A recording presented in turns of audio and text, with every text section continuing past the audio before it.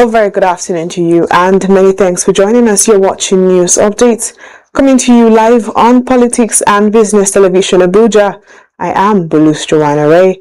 On the news at this hour, Senator Natasha is back in the Senate after serving a 6-month suspension over misconduct allegations tied to a seat reassignment protest.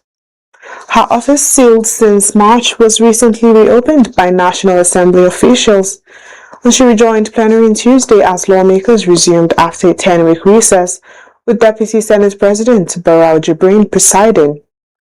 Senate President Akpabio was notably absent, and her return marks the end of a controversy that stirred public debate earlier this year.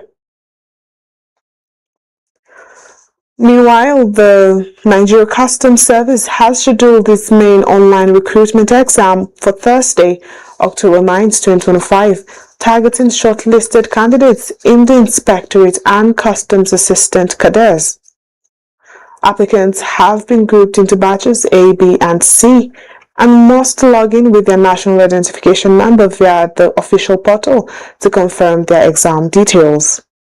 The service emphasized strict adherence to assigned times and warned that using devices like phones or calculators during the test could lead to disqualification.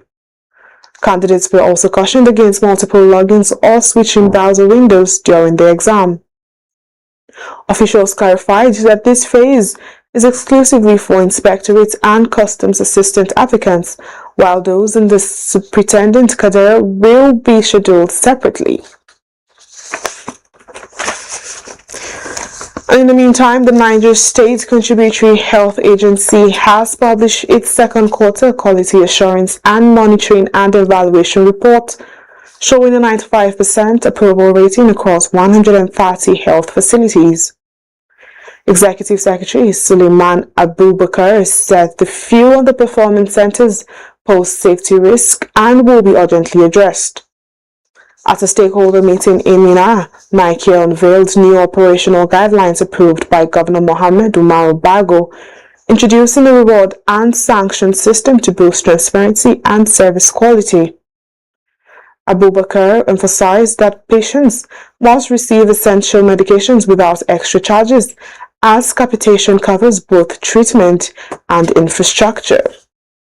House Committee Chair Honorable Umar Nasir Paiko praised the initiative and proposed enrolling vulnerable citizens into health insurance via constituency projects, and with plans underway to include it in the 2026 budget. On another development, Ogun State Gateway International Airport officially began commercial operations on Tuesday, welcoming its first value jet flight to Abuja despite rainy weather.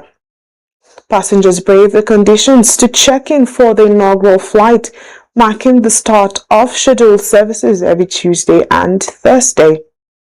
Governor Dapo Abiodun met with aviation officials in Abeokuta to discuss reforms and emphasize the state's commitment to safety, efficiency, and regulatory compliance as full-scale operations begin.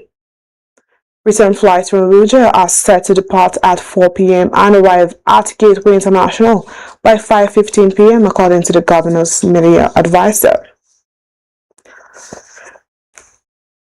And for more news updates and in-depth analysis, follow Politics and Business TV English on YouTube and Facebook.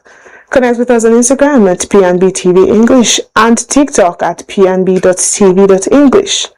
Remember to subscribe and stay informed.